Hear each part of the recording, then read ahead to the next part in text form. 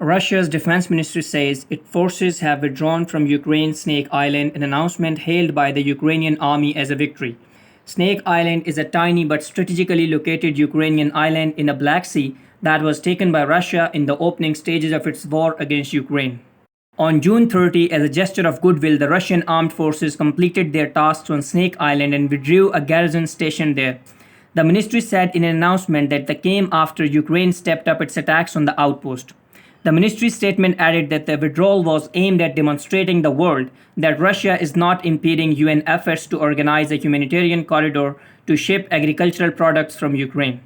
Ukraine and Western countries have accused Russia of blockading Ukrainian ports to prevent the exports of grain, contributing to a food crisis that threatens to worsen shortages, hunger, and political instability worldwide.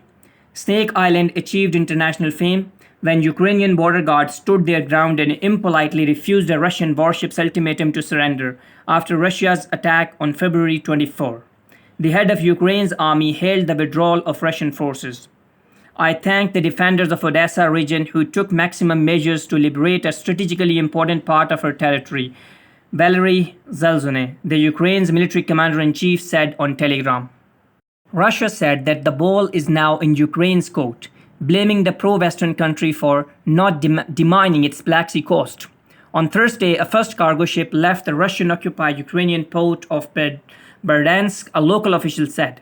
Moscow said the port had been demined and was ready to resume grain shipments. The United Nations has been trying to broker a deal to resume both Ukrainian food exports and Russian food and fertilizer exports, and stave off the risk of hunger and destitution for hundreds of millions of people.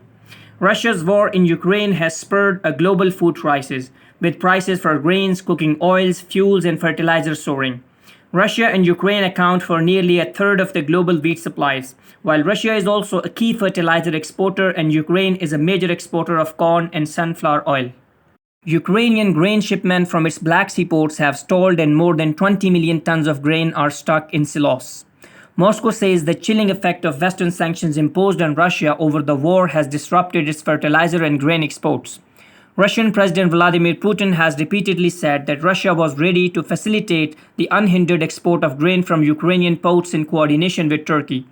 The UN estimates that up to 181 million people in 41 countries could face a food crisis or even outright famine if a solution is not found.